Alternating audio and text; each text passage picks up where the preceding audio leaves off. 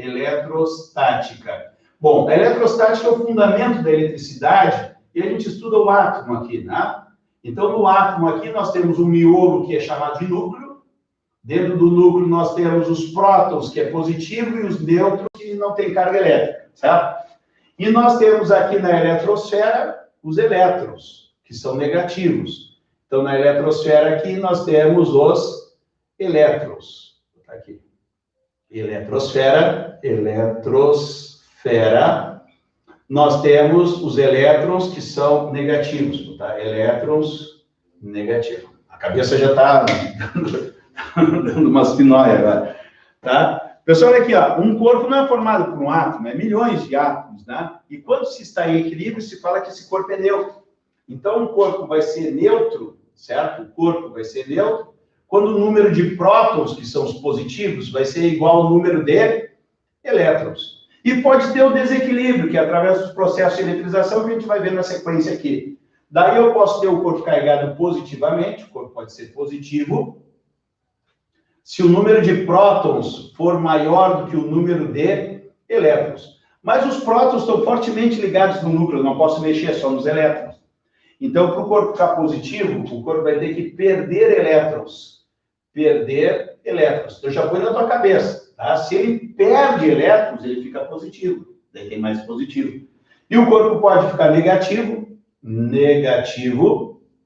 se o número de prótons for menor do que o número de elétrons. Então, quando tem mais elétrons que prótons, é porque o corpo ganhou elétrons, ganha elétrons. Bom, quando o corpo está positivo ou negativo, não significa que eles são iguais. Um pode estar mais negativo do que o outro pode estar mais positivo do que o outro. Então, a gente vai quantizar essa quantidade de movimento. Então, nós temos aqui, ó, quantidade de movimento. Desculpa, quantidade de carga. A gente vai quantizar a carga. Quantidade de carga. Pessoal, como é que vai funcionar essa quantidade de carga? Se usa o Q maiúsculo, ou o Q minúsculo, tanto faz. Pode ser positivo, quando for o número de prótons maior do que o número de elétrons. Pode ser negativo, quando o número de elétrons é maior do que o número de prótons. Esse N é a diferença entre prótons e elétrons, que nos livros chama número de elétrons em excesso ou número de elétrons em falta. Na realidade, é a diferença entre prótons e elétrons. E eu vou multiplicar pela carga elementar. Essa carga elementar, que é 1,6 vezes 10 na menos 19 coulombs, é o valor da carga de um elétron, tá? É o valor da carga de um elétron. Bom, mas como que a gente faz esse processo de deixar um corpo carregado positivamente, negativamente? Como é que a gente faz isso? Como é que é essa mágica? Através dos processos de eletrização. Então, nós vamos ver aqui os processos de eletrização, que são 3. Processos de eletrização. Eletrização. Pessoal, os processos de eletrização é o atrito. O principal de saber do atrito é necessário ter 2 corpos. E esses corpos têm que ser de materiais diferentes. Olha só os símbolos diferentes aqui, cuidado. Ó, 2 corpos de materiais diferentes. Quando eu atritar um corpo no outro, vamos supor que eu atritei o corpo A e o corpo B, no atrito passou, se eu estou atritando, deixa eu encostar, vamos encostar um no outro aqui, ó, tá? Quando eu estou atritando, vamos fazer aqui um movimento aqui, ó, quando eu estou atritando no outro, se passar elétrons de A para B, o A perdeu elétrons. Vamos supor que o A perdeu 4 elétrons, ele vai ficar com carga de 4 positiva. E o B recebeu esses 4 elétrons, vai ficar com carga de 4 negativa. Observe que eles ficaram com a mesma carga, porém com sinais opostos. Ó, sinais opostos. Já o processo de eletrização por contato, acontece uma redistribuição das cargas. Redistribuição das cargas. Tá? A gente vai ver só uma maneira mais simplificada aqui, que é quando são corpos idênticos. Então, vou botar aqui, ó, corpos idênticos. Certo? O que acontece com os corpos idênticos? Eu tenho o corpo A e o corpo B, eles têm uma carga original. Vou botar aqui A mais 20, não vou botar nem unidade. E QB vou colocar menos 10, menos 12. Tudo coulomb, próprio coulomb. E depois ambos vão ficar com a mesma carga, que eu vou chamar de Q'. Pessoal, como é que eu acho o valor dessa carga? Ó, o A tem 20, são idênticos, e o B tem menos 12. A carga, eu vou botar em contato, eu vou encostar um no outro e vou separar. Ou eu posso ligar através de um condutor, um fio, eu posso ligar um no outro. Então, esse Q' vai ser a carga do A, que é 20, mais a carga do B, que é menos 12, vou dividir por 2. Vou fazer uma média. 20 menos 12 dá 8. Por 2 vai dar 4 coulombs. Então, aqui vai dar 4 coulombs e aqui 4 coulombs.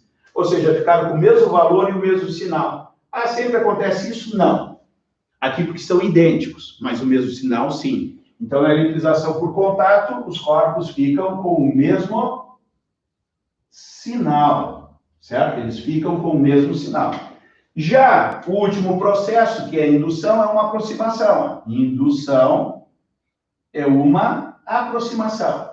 Vou aproximar. Aproximação, certo? Bom, eu cheguei com o indutor, nós chamamos de indutor, olha lá, indutor, num corpo neutro, olha lá, um corpo neutro.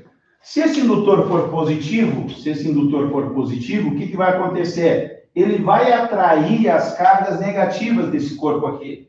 Então, eu vou pegar aqui, ó, ele vai atrair as cargas negativas, 1, 2, 3, 4, 5. E as positivas vão ficar do outro lado, mas o corpo vai permanecer neutro. Isto é indução, mas não está eletrizado, certo? Por que ele atraiu as negativas? Eu não botei aqui, mas isso todo mundo sabe, né? Cargas de sinais opostos se atraem, cargas de mesmos sinais repelem. Cargas. Cuidado com o exercício que for corpos, tá? Porque corpos, quando se repelem, eles têm o mesmo sinal. Mas quando se atrai, pode ter sinais opostos, ou pode ser um carregado e outro neutro. Então, fica alerta nisso, né? Bom, aqui ele atraiu os elétrons e separou, mas não está eletrizado. Então, o que se faz? Se faz um contato com a Terra. Quando ligar esse corpo na Terra aqui, esse corpo positivo vai puxar os elétrons. Então, ele começa a puxar elétrons da Terra.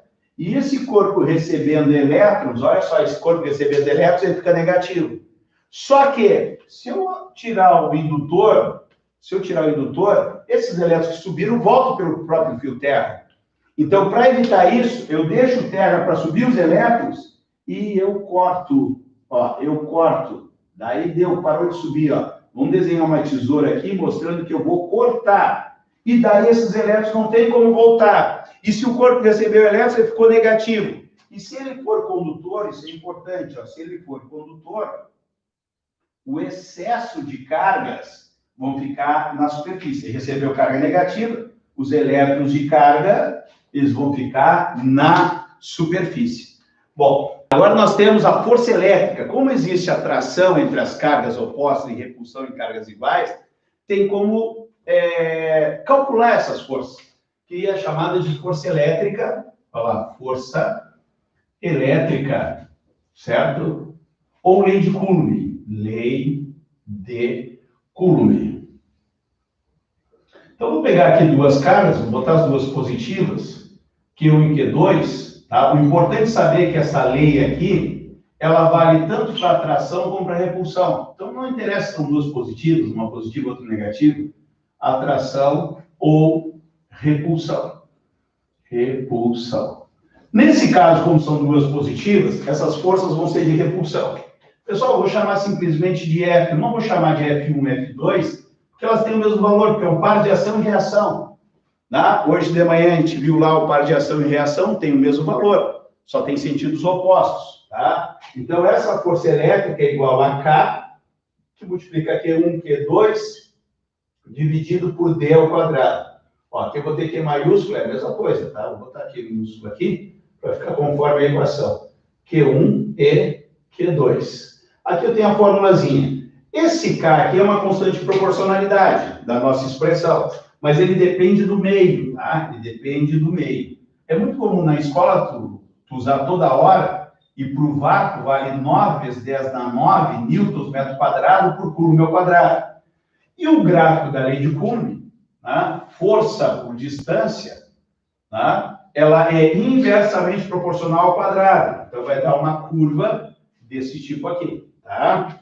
Que lá na matemática, tu estuda as grandezas inversamente proporcionais. Essa inversamente proporcional é ao quadrada, tá? Não é a mesma curva, mas é uma curva também. Bom, essas cargas são atraídas toda hora? Não, só se elas estiverem próximas uma da outra. Então, essa região para acontecer esse fenômeno é chamado de campo elétrico. Então, vamos ver campo elétrico aqui. Vou botar aqui embaixo, aqui, ó, campo elétrico. Pessoal, o campo elétrico é uma grandeza vetorial, ó, o E. Todo campo é uma região, tá? É uma região. Então, olha só o que vai acontecer aqui. Ó. Tu vai ter uma carga, eu vou botar uma carga positiva aqui, e vai ter uma região que tudo cair ali dentro de carga elétrica, ou ela vai atrair, ou ela vai... obrigado aí, Simone. Tá? Então, olha aqui, ó. Tudo que cair aqui dentro, se for uma carga positiva, mais com mais dá repulsão. Certo? Se colocar uma carga negativa aqui, mais com menos dá atração. Se eu colocar uma carga aqui, não acontece nada. Por quê? Porque caiu fora dessa região. Esta carga Q maiúscula aqui, ó, tá? É a carga que eu estou analisando o campo. Então, o Q maiúsculo é a carga geradora. Carga geradora. Pessoal, esta carga geradora, se eu precisar calcular o campo elétrico, quando eu tenho a carga geradora, a fórmula é igual a K, Qzão, sobre D ao quadrado. Ó. Agora, essas cargas que eu coloquei aqui para testar o campo são chamadas cargas de prova. Então, esse aqui são chamadas de cargas de prova. Pessoal, a carga de prova pode ser positiva. Ó, a carga de prova pode ser positiva. A característica vai ser que a força e o campo elétrico têm o mesmo sentido. Tá? Isso aqui é uma coisa que tu tem que saber. Ó, a força e campo elétrico têm o mesmo sentido. E a carga pode ser negativa. A carga negativa é quando eu tenho força para um lado e campo elétrico em sentido oposto. Tem toda uma explicação para isso, né? Mas na prática a gente vai utilizar isso direto. E se eu precisar calcular o campo elétrico no exercício que eu tenho a carga de prova, eu uso o FEC. Nós conhecemos como FEC. Força é igual a Q vezes zero. Te dá a força elétrica, tens a carga de prova, tu acha o valor do teu campo elétrico. Esta carga geradora, olha só, esta carga geradora, ela tem o campo de afastamento, ó, o campo de afastamento, e estas linhas servem para me enxergar o campo, tá? Porque ninguém enxerga o campo na vida real, né? Ninguém vem pela rua e atravessa porque tem um campo elétrico na calçada. Então, aqui o campo é de afastamento. Afastamento. E se a carga for negativa, o meu campo vai ser um campo de aproximação. Aproximação. Já vamos falar dessas linhas aqui, ó, um campo de aproximação. Pessoal, estas linhas são chamadas linhas de força. Linhas de força. Pessoal, linhas de força, certo? Das linhas de força, eu quero que vocês saibam duas coisas. Linhas de força. Pessoal, das linhas de força, tu tem que saber que as linhas de força saem das cargas positivas, olha só, a positiva está saindo, ó, e chegam nas cargas negativas. Então, elas saem das cargas positivas e chegam nas negativas, certo? Saem das cargas positivas e chegam nas cargas negativas. E quanto mais juntas, maior o campo. O campo é mais forte perto, ó. Quanto menor a distância, maior é o campo. Então, perto as linhas vão estar mais juntas. Conforme ela vai se afastando, as linhas, o campo vai ficando mais fraco. Então, quanto mais juntas as linhas de campo, maior o campo elétrico. Maior o campo... Vou botar o E aqui, para representar campo elétrico, ó. Tá? A gente já ganhou um tempinho aqui, ó. Eu vou desenhar dois campos aqui para vocês, ó. Esse campo aqui, ó. Aqui é um campo. Ó. Aqui é um campo elétrico, ó. E aqui é outro campo elétrico, ó. Aqui é outro campo elétrico. Qual é a diferença de um para o outro? Aqui é um campo elétrico uniforme, tá?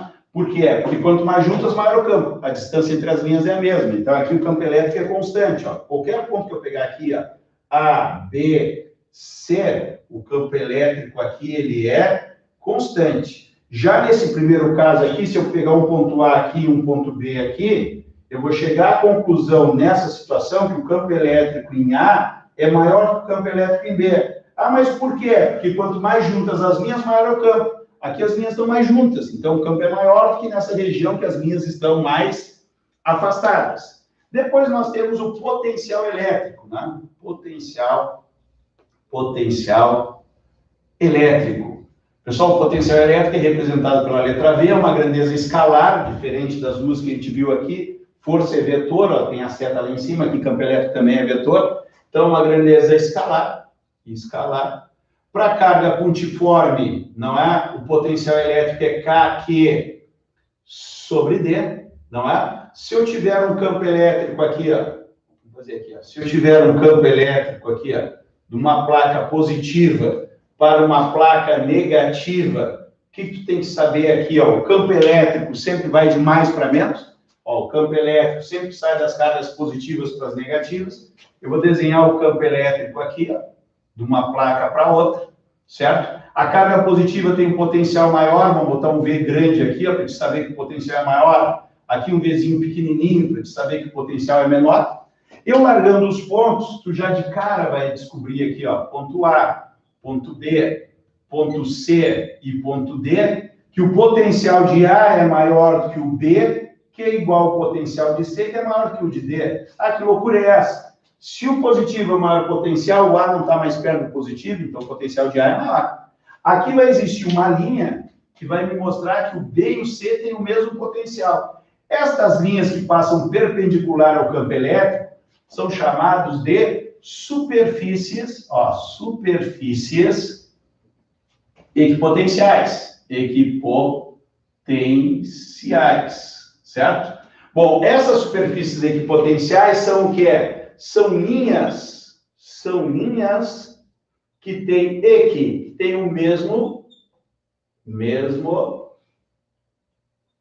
potencial.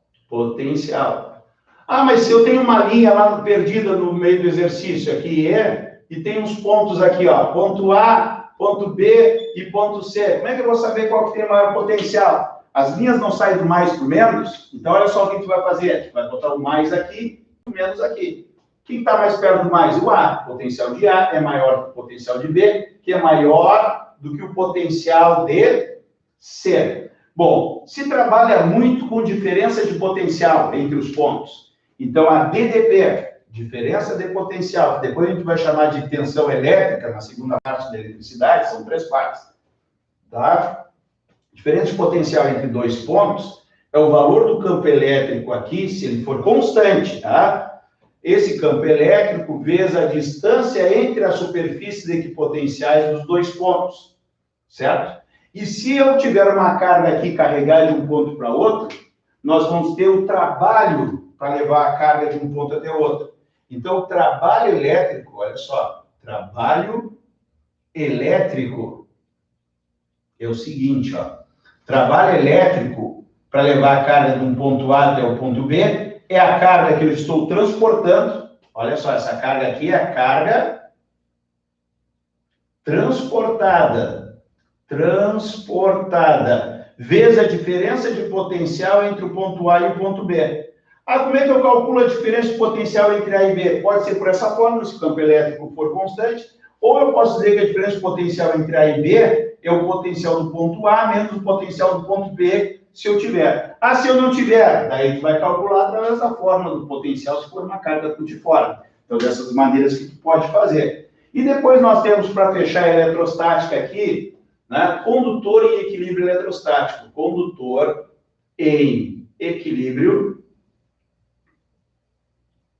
eletrostático.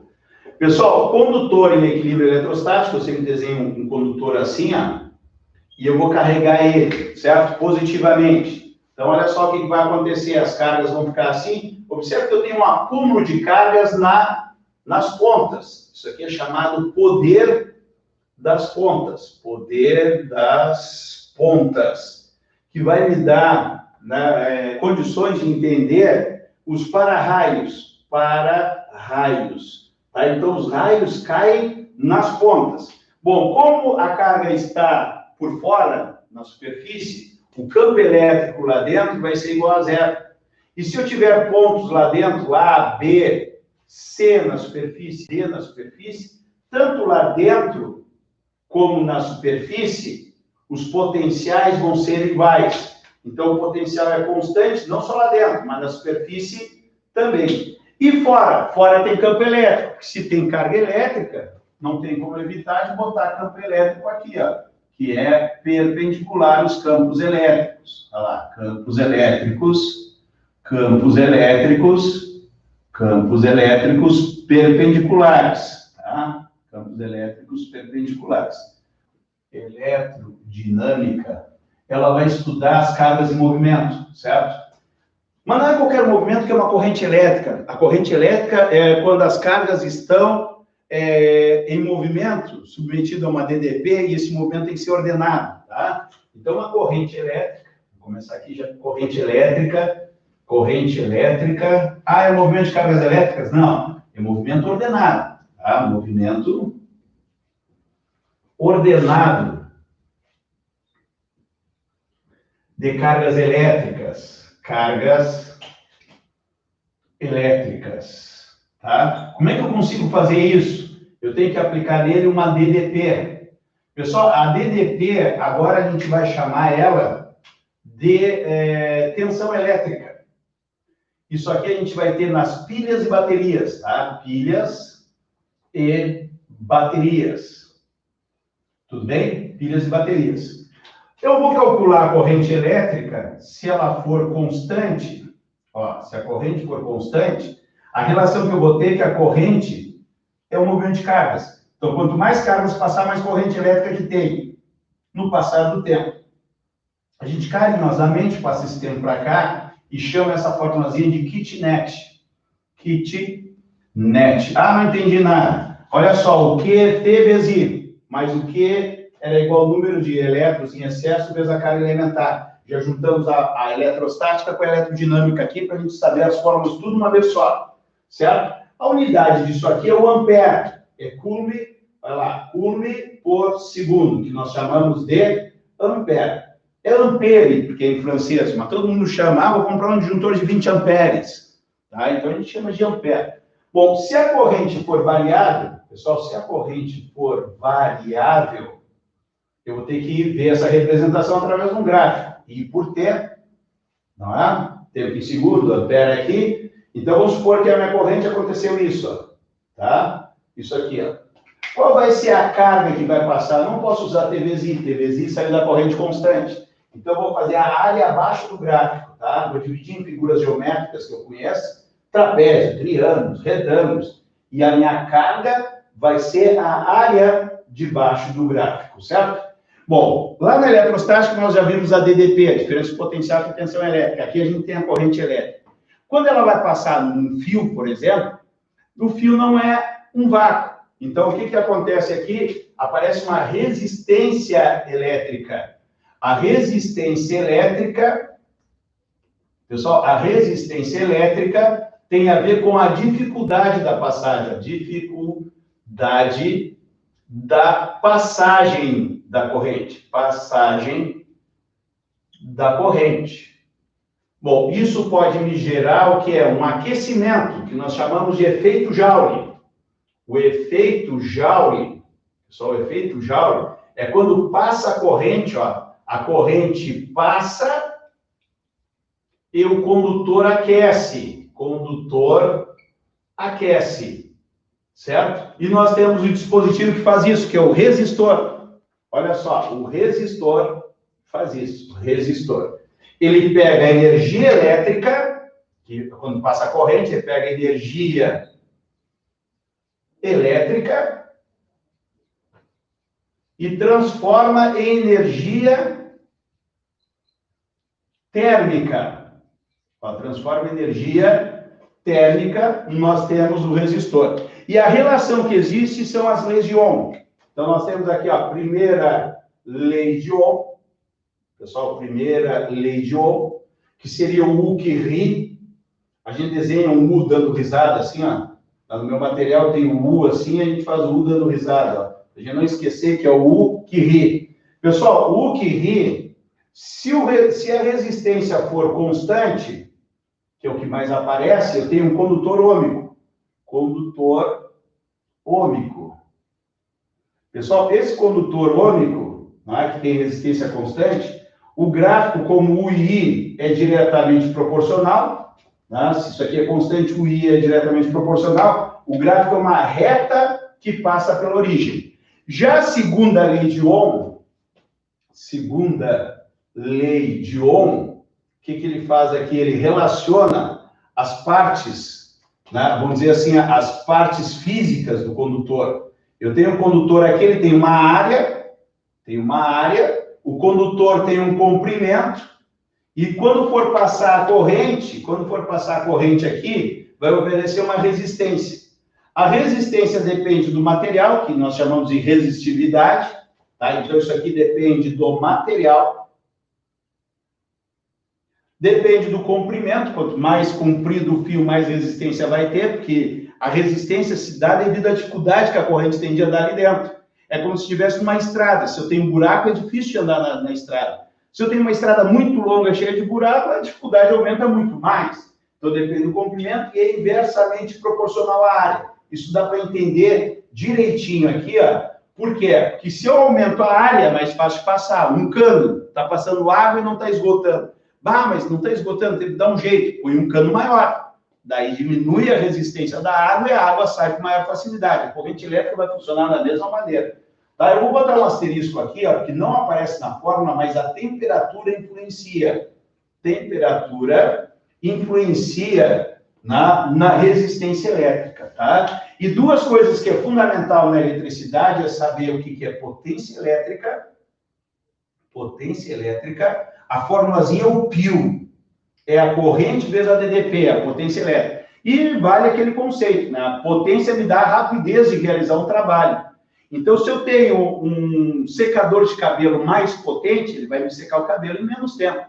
E se calcula dessa seguinte maneira, π. Esta fórmula aqui, associada à lei de Ohm, que é U é igual a R vezes I, sai a fórmula que potência é igual a RI ao quadrado, e potência é igual a U ao quadrado sobre R. Professor, um equipamento com maior potência gasta mais energia elétrica? Ele tem mais apetite. Mas a energia elétrica depende da potência do aparelho, mas depende do tempo de uso. Tá? Vou dar um exemplo para vocês assim, ó, um micro-ondas. A potência é alta, mas se usa 30 segundos, 1 minuto. Não é? Um forno elétrico, a potência é alta, mas quando tu põe alguma coisa dentro do forno elétrico, tem que usar um baita tempo. Então, o forno elétrico gasta bem mais energia do que um micro-ondas. Tá? Então, a energia elétrica, olha só, a energia elétrica depende de quem? Da potência e do tempo. Aí eu quero economizar energia elétrica. Tem que pensar na potência e no tempo. Tá? Aí eu quero diminuir a potência. Eu vou economizar energia elétrica? Depende. Se trocar lâmpadas incandescentes por lâmpadas de LED, tu vai tirar uma de 100 watts e vai botar uma de 9. Vamos botar 10%. Tu vai economizar 90% de energia elétrica. Agora, no secador de cabelos, se tu pegar uma potência menor, tu vai levar mais tempo para te secar os cabelos. Então, o aparelho de aquecimento nem sempre é assim direto, tá? Mas tu vai sempre pensar, se eu usar o meu equipamento menos tempo, eu vou gastar menos energia elétrica, tá? Bom, se usa muito quilowatt-hora, daí, dependendo do exercício, tem que transformar para o sistema internacional. E daí, nos circuitos elétricos, nós temos a associação de resistores. Associação de resistores. Tá? Na associação de resistores, tá? Eu dei uma aula no Aulão Brasil, tá no canal aí, só de circuitos elétricos. Tá? Foi uma aula para 16 estados e Portugal. Tá? Ali eu consegui, era 1 hora também, sempre nessa correria, mas eu consegui compactar bem, imagina, 1 hora a gente tem que ver 2 assuntos, praticamente. Tá? E lá em 1 hora eu só circuitos elétricos. Começou aqui, ó. Associação de resistores, eu posso associar eles em série. Vou destacar isso aqui para você. Série. O que é igual na série? Olha esse I. A corrente é a mesma. A corrente é a mesma. Então, eu vou pegar aqui resistores em série, ó, R1, R2 e R3. A corrente elétrica que vai passar deles é a mesma. É a mesma. E eu posso dizer que o R equivalente, o que é o R equivalente? É o que vai fazer a função dos três. É a soma dos três resistores. Dá direto na associação em série. Já na associação em paralelo, olha a palavra. Paralelo. Daí o aluno pergunta assim, professor, mas paralelo, o que é igual? Paralelo, a tensão é a mesma no circuito. Então, se eu tiver aqui no meu circuito três resistores em paralelo, vai lá, três resistores em paralelo, eu posso trocar esses três por um equivalente. Esse equivalente aqui, ó, a tensão vai ser a mesma para os três. Vou botar um por fora aqui, ó. Esse U é o mesmo para os três. Então, olha só, o meu R equivalente aqui vai ser o quê? O inverso do R equivalente, tá? 1 sobre R equivalente é igual a 1 sobre R1 mais 1 sobre R2 mais 1 sobre R3. O inverso do R equivalente é igual à soma dos inversos dos resistores. Mas, para minha sorte, essa formulazinha, eu tenho como simplificar ela. De que maneira? Se eu tiver apenas dois, eu vou ter que o R equivalente é o produto deles, R1 vezes R2, dividido pela soma deles. E se eu tiver vários iguais, eu posso dizer que o meu resistor equivalente, eu pego o valor de um deles e divido por N, onde esse N aqui é o número de resistores repetidos. Tenho 10 resistores de 25. 25 por 10 dá 2,5 equivalente. Tá? Então, aqui vai ser o número de resistores iguais. O Enem tem cobrado bastante, né, a questão dos medidores. Os medidores têm um nome conforme a unidade de medida. Tá? Por exemplo, ohm é unidade de resistência, é o ohmímetro, a gente não usa. Watts é unidade de potência, se usa o watímetro. Então, nós temos aqui o amperímetro que nos interessa, amperímetro, tá? Amperímetro é ampere, mede o que é? Ele mede corrente elétrica,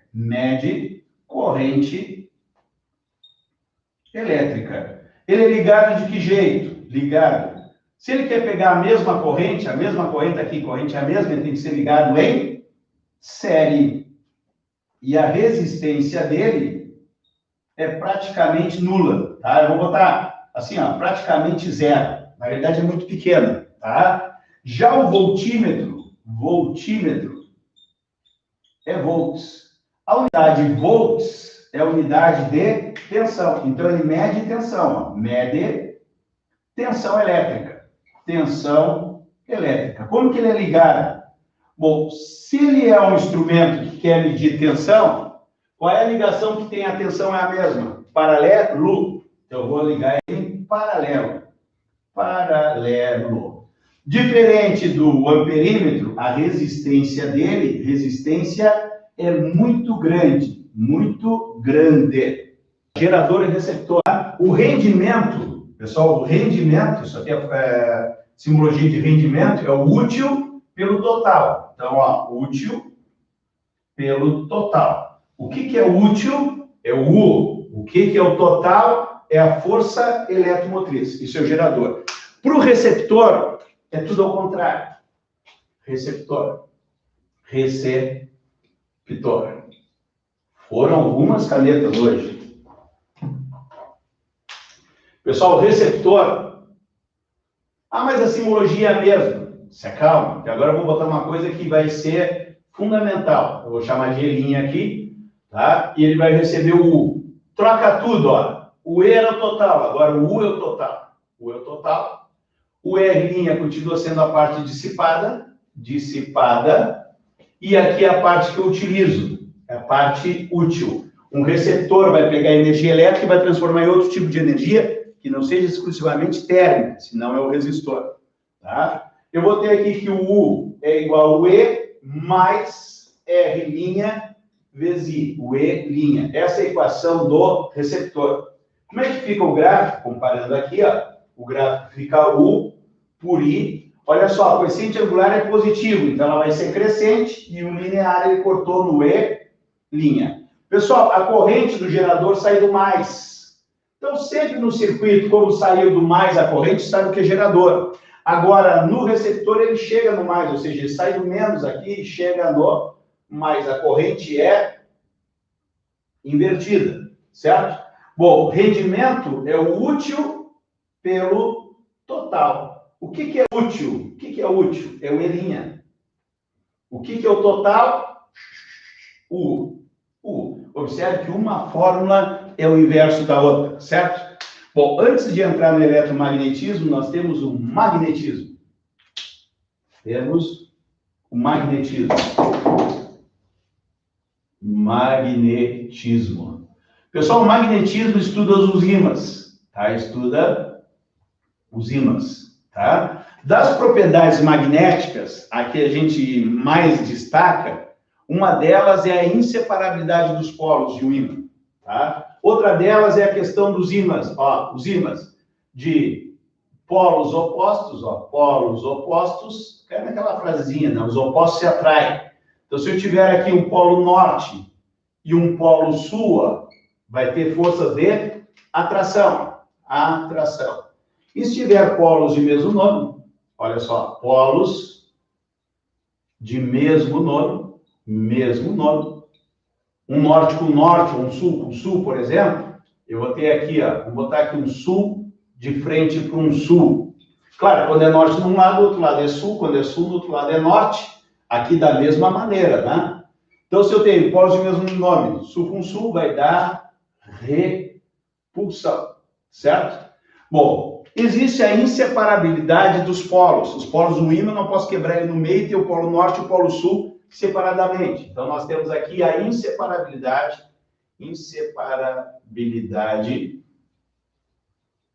dos polos.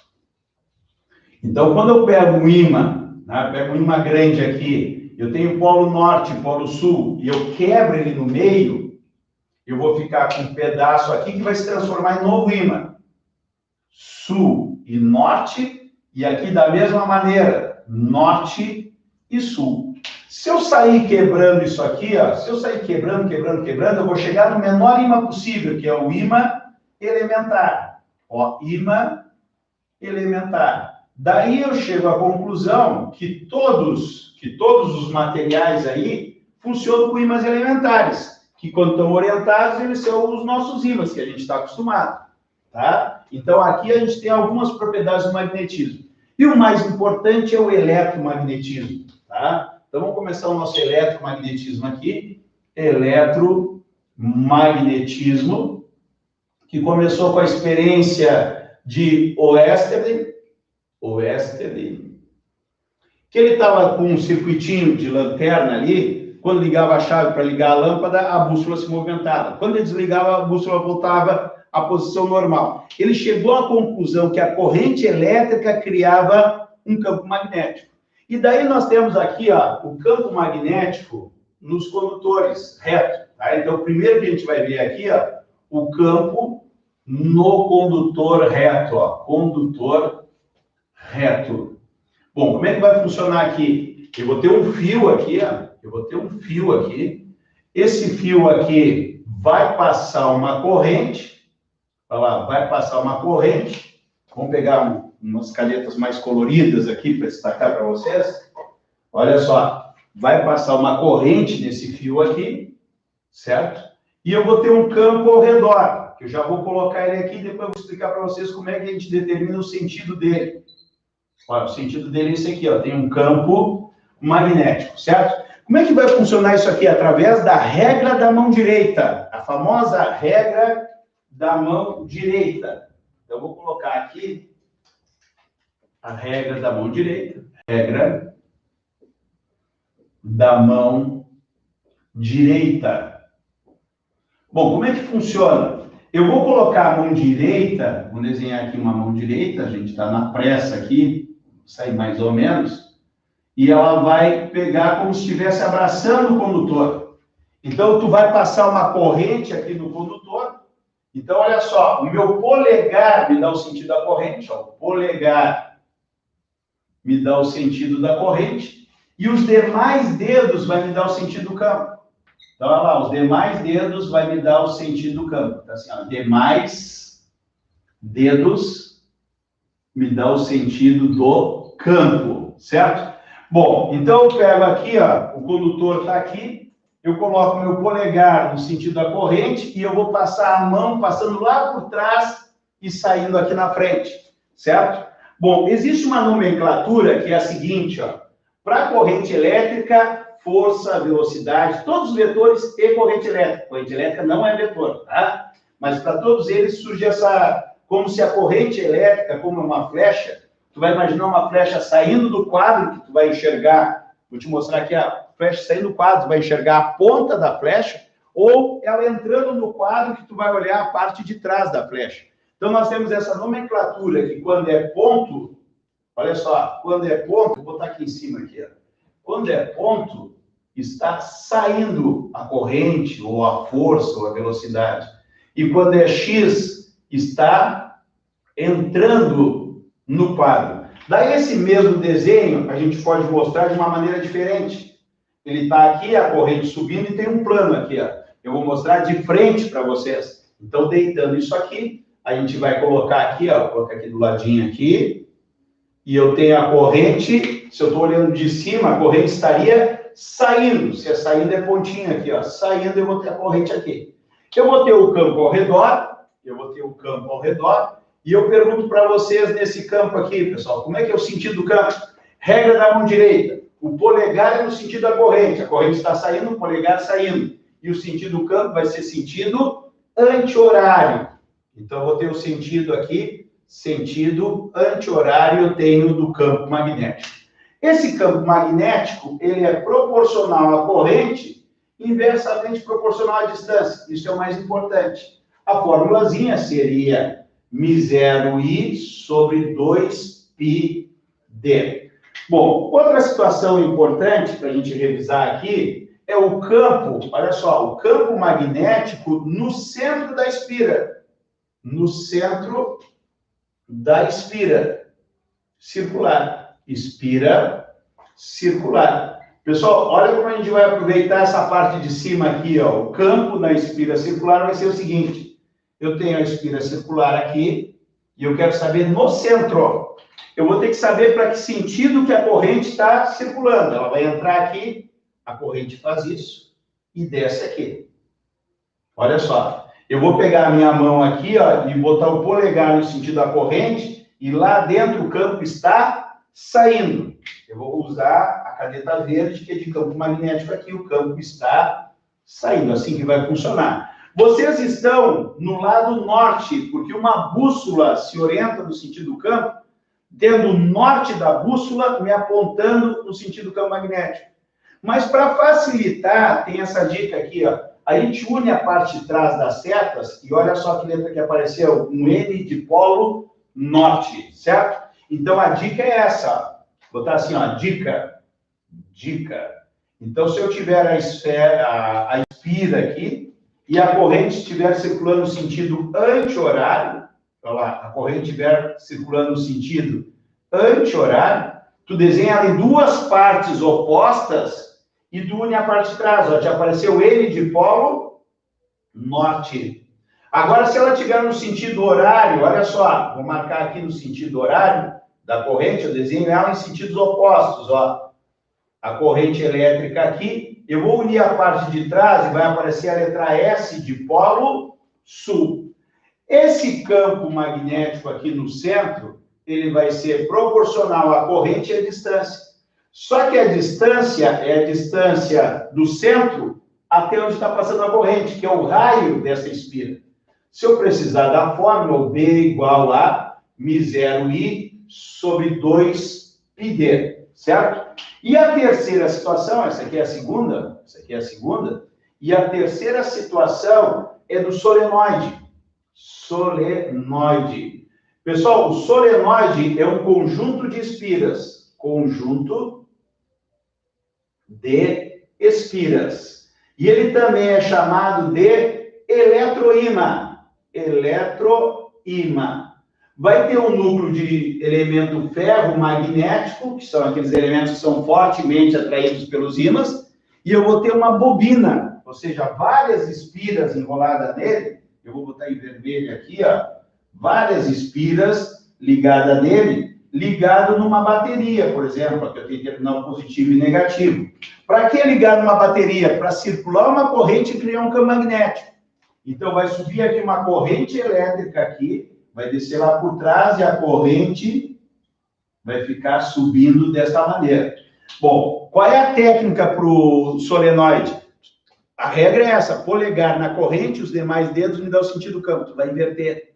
Aqui vai te dar, ó, aqui vai te dar a corrente e o campo vai te dar no polegar. Olha, no meu caso aqui, ó, a corrente está fazendo isso, ó, passando na frente e descendo lá atrás. O meu campo está saindo para cá e está chegando aqui. Então, ele sai do norte e chega no sul. Está funcionando exatamente como um ímã. Por analogia, nas outras formas, nós chegamos que o campo vai ser μ0i, tem em todos, ó. μ0i, μ0i, certo? Só que o número de espira vai influenciar. Quanto mais espira eu botar, mais campo eu vou ter. Então, é diretamente proporcional ao número de espiras. E inversamente proporcional à distância que eu vou enrolar isso. Se eu enrolar muito espaçado, o campo fica fraco. Se eu enrolar bem pertinho um do outro, ou seja, esse L sendo pequeno, ficou apertado aqui, eu vou botar um L aqui, ó, não sei se vocês vão conseguir enxergar. Esse L sendo pequeno, meu campo é forte. Então, são grandezas inversamente proporcionais. Então, a gente tem o campo no condutor reto, no centro da espira circular e no solenoide. Força magnética. Tá? Nós temos duas situações de força magnética. A primeira, se a carga é lançada no campo. Lançada no campo, certo? A fórmula é F é igual a QVB seno θ, certo? Tem uma frasinha, mas eu acho que a censura não permite aí, vai ficar gravado, não quero me complicar. Então, nós temos aqui, ó, F é igual a QVB seno θ. Eu tenho aqui a carga, olha só, eu tenho a carga, eu vou ter o campo numa direção, vai lá, o campo numa direção. Esse ângulo θ é o ângulo entre o campo e a velocidade, entre o campo e a velocidade. Vai existir um ângulo θ aqui, vai surgir uma força que é perpendicular. Vai surgir uma força aqui que é perpendicular, que é a minha força magnética. Essa força ela é perpendicular ao campo e ela também é perpendicular ao V, certo? Eu já vou fazer os dois ao mesmo tempo aqui, ó. E existe a questão do condutor com uma corrente dentro do campo magnético. Daí a fórmula é Biu seno θ. Funciona da mesma maneira, tá? Porque uma fórmula sai da outra. Esse ângulo θ é entre o vetor campo e a minha corrente elétrica. Então, eu vou ter lá o condutor, tá? Vou ter o condutor, vou ter o campo, a mesma história. Vou ter o campo aqui, eu vou ter a velocidade, aqui, o ângulo θ formado entre os dois e a força magnética perpendicular a eles. Ó, minha força magnética perpendicular ao campo e a velocidade. Bom, isso aqui eu vou usar a regra da mão direita, tá? Espalmada eu vou dar um tapa. O tapa é a força. Como é que se dá um tapa? Se dá um tapa assim, ó. Tá? Isso aí vai ser para carga positiva. Quando a carga for negativa, multiplicar uma coisa com menos 1 inverte o sentido. Então, eu vou dar o tapa com essa parte de trás da mão. Então, olha só. Para ambas, eu vou utilizar aqui, ó, a regra da mão direita. Tá aqui, ó, regra do tapa, que é com a mão direita. Mão direita. Olha só o que acontece aqui. Eu vou ter a mão espalmada. Olha lá, vou ter a mão espalmada. Simplificado, que a gente já está com o tempo bem esgotado aqui. Aqui vai ser a velocidade no polegar. Os demais dedos me dão o sentido do campo. E o tapa vai ser dado com a palma da mão se a carga for positiva. Olha só. Força magnética. Então, aqui, ó. O tapa vai ser com a palma da mão se a carga for positiva. E com o dorso da mão, que é a parte de trás da mão, com o dorso, se a carga for negativa. Bom, daqui é importante a gente destacar o que mais aparece quando a carga é lançada perpendicular ao campo. Pessoal, quando esse ângulo θ aqui, ó, quando o θ é igual a 90 graus, tá? Vai ter o campo magnético, geralmente é representado assim, ó, o campo magnético. O que é esse X? O X está entrando. Eu vou lançar uma carga aqui dentro, com uma velocidade, vou aplicar a regra da mão direita, tá? Veio, subiu, carga positiva, tapa para lá. Vai fazer um MCU, tá? Então, quando é perpendicular, o que é 90 graus? O ângulo entre o campo e a velocidade. O campo está entrando e a velocidade está aqui, 90 graus. Eu vou ter o raio dessa trajetória, que é importante tu saber. Minha vaca quer boi, tá? Então, essa formulazinha aqui é fundamental. Dificilmente pede o período. Se a gente pedir o período, como é um MCU, vai lá, MCU, tu vai aplicar aqui V igual a 2πr sobre o período. Passa o período para lá, passa período vezes V, é igual a 2π, e o raio é mv sobre QB. Vai lá, cortou as velocidades, quase cortei errado aqui, cortou as velocidades, o período é 2π vezes a massa dividido por QB. Deixa eu ver se eu fizer. Velocidade 2πr sobre o período passou multiplicando, o V cortou com V de minha vaca, que é boi, cortou, eu tenho o valor do período. Já nos condutores aqui, que passa a corrente e cria um campo magnético, eu tenho a questão dos condutores paralelos. Condutores paralelos. Pessoal, os condutores paralelos, eu posso ter corrente no mesmo sentido, ou corrente em sentidos opostos. Vamos ver no mesmo sentido primeiro aqui, ó. Eu vou colocar aqui a corrente I1 e aqui a corrente I2, tá? Isso aqui é que nem duas pessoas. Se pensam em sentidos opostos, vai dar o quê? Repulsão. Na verdade, a gente faz isso aqui, ó. Campo, corrente, campo, tapa para fora. Tá? Então, corrente no mesmo sentido vai dar forças de repulsão. Já se as correntes forem no mesmo sentido, duas pessoas que pensam no mesmo sentido, a tendência é se aproximarem, né? Então, vai dar aproximação. Então, tem aqui, ó, dois condutores, correntes no mesmo sentido. A corrente subiu, I1, e a outra corrente também subiu. Nesse caso aqui, I1 e I2 vai dar forças de aproximação. Eu já botei aqui, ó. Forças de aproximação. Para ambas, a força vai ser igual a μ0, I1 vezes I2. Aqui é uma distância D, tá? L sobre 2πd, que ficou meio feio aqui, vezes L. E nosso último assunto da física é indução eletromagnética, certo? Indução eletromagnética.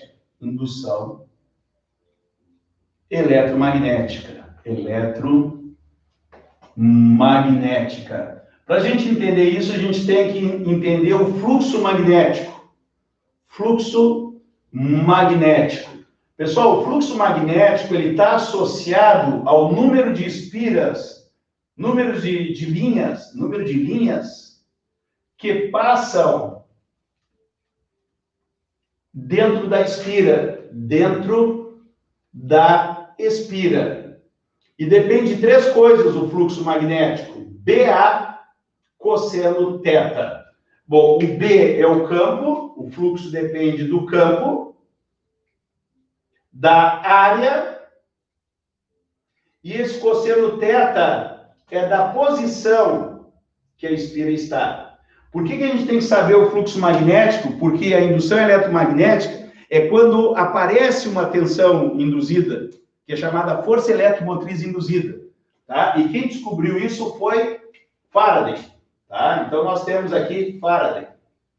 Tá? Que ele pegou aqui uma espira, colocou um amperímetro, e com o movimento do ímã, olha só, o movimento do ímã, ele via que quando movimentava o ímã, surgiu uma corrente, uma hora no sentido e outra hora no outro sentido, e não sabia. Lenz que vai dar o sentido que a gente vai ver na sequência. Tá? Então, o raciocínio de Faraday é o seguinte, tem que variar o fluxo, que conforme movimenta, muda o número de linhas que passa dentro da espira, varia o fluxo. Se variar o fluxo, surge uma força eletromotriz induzida, porque não existe corrente elétrica sem tensão, a tensão tem que aparecer antes. E se o circuito estiver fechado, ó, circuito fechado, surge a corrente induzida, certo? Então, a sequência é essa aqui, certo? Então, esta força eletromotriz induzida aparece se variar o fluxo no passar do tempo. Mas ele não sabia o sentido da corrente. E quem descobriu o sentido da corrente foi Lenz. E daí a gente tem a lei de Lenz.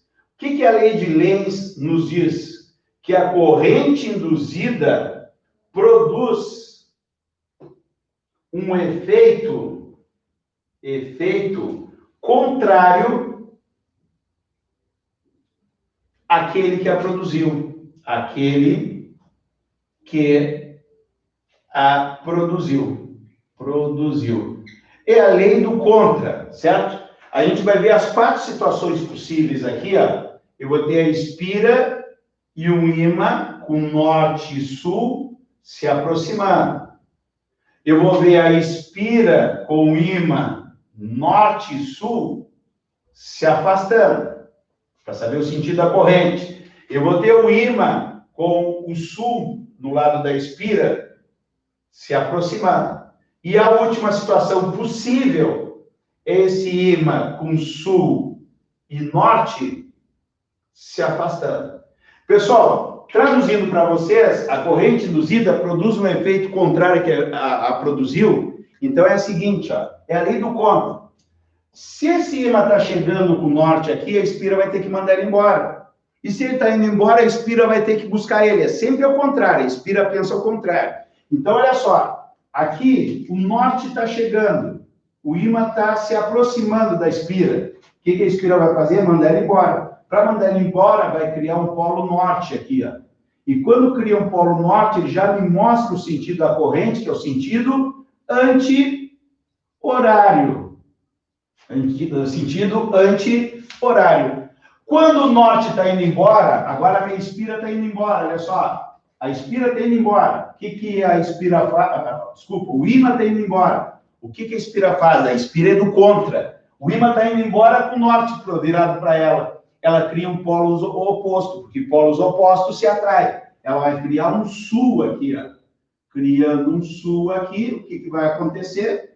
O sentido da corrente que foi induzida é no sentido horário. Olha só como a gente vai pegar todas as possibilidades.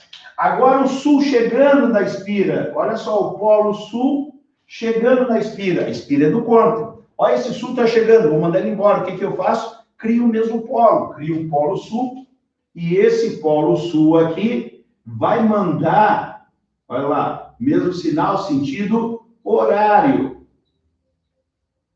E se o sul está indo embora, a espira quer ele de volta. Olha lá, o ímã está indo embora com o sul, ela quer de volta. Os opostos se atraem. Então, o que vai acontecer? Vai criar um polo norte aqui, e o sentido da corrente vai ser o sentido anti-horário. Uma delas, se eu tenho um campo aqui, ó, e eu vou puxar uma espira para fora desse campo, por exemplo, vai variar o fluxo. Olha só, eu vou pegar a espira, vou fazer ela em vermelho aqui, ó, eu vou puxar ela com uma velocidade V. Olha só o que acontece aqui, ó. Se variar o fluxo, aparece uma força eletromotriz induzida.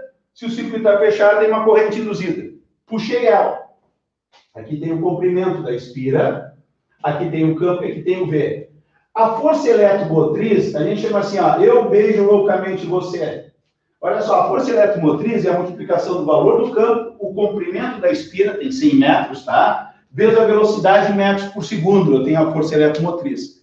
E o sentido da corrente, como é que a gente faz?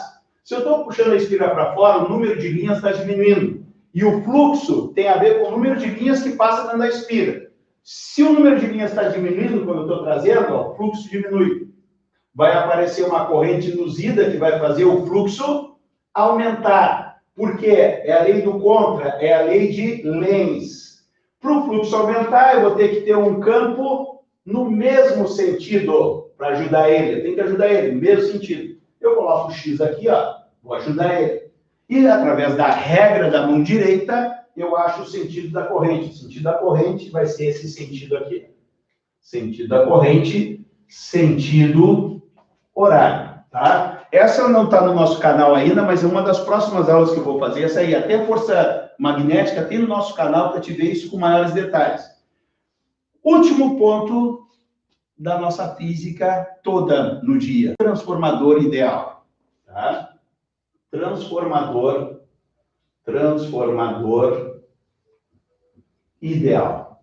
9 minutos para falar de transformador ideal para vocês. Ele tem um núcleo de ferro, tá? Ele tem um núcleo de ferro, presta bem atenção aqui, que a gente não pode passar das 6, tá? Minha promessa é dar todo o conteúdo até as 6.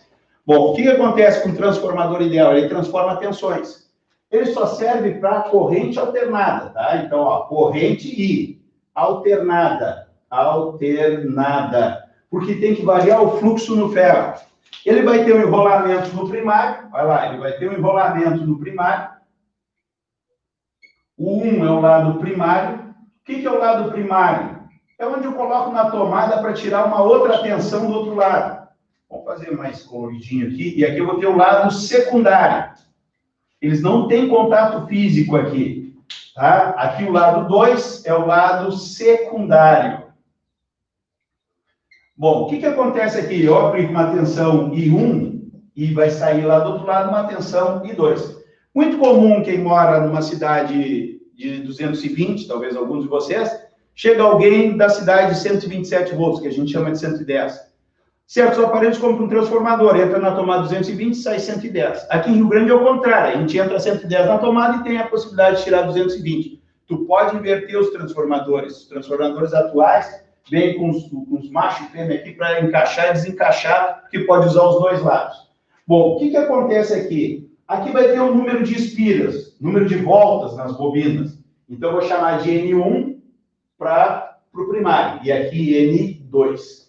Esta relação de espira vai ser diretamente proporcional às tensões dos lados. Por exemplo, se eu tenho 1000 espiras desse lado e 2000 espiras desse lado aqui, significa que a tensão que eu entrar aqui vai sair o dobro. Por quê? Porque daqui para cá eu tenho o dobro do número de espiras. Então, se eu entrar com 110 volts aqui, eu vou sair do outro lado com 220 volts. Então, a relação entre as tensões de um lado do transformador é a mesma relação entre as espiras. É diretamente proporcional. E pelo fato do transformador ser ideal, a potência de um lado, 1 é igual à potência do lado 2. Nós vimos que a potência é o π. Então, eu vou botar aqui π. Aqui vai ser 1 e aqui 2. Observe que essa mesma relação de tensões que eu tenho é a mesma relação de espiras. A mesma relação dessa tensão 1 e o 2, ela é inversamente proporcional às correntes. Ou seja, primeiro para mim ter corrente aqui no secundário, tem que botar uma carga aqui. Mas eu quero dizer o seguinte, se eu tiver aqui uma corrente aqui, vou botar um valor aqui, a corrente no primário I1 de 20 amperes, lá eu tenho o dobro da tensão, ó, é inversamente proporcional. Então, aqui a corrente vai ser a metade. O I2 vai ser 10 amperes. Ah, não acredito. Eu te provo. Não acredita? Qual é a potência do lado 1? É π1. 110 vezes 20, 2 vezes 11 dá 22, ó, com 2 zeros. 1.200 watts a potência do lado primário. Vamos para o lado secundário. Eu tenho aqui π, potência 2, π, 220 vezes 10, essa ficou fácil, 220 vezes 10, 2.200 watts. A potência do lado 2 é igual à potência do lado 1.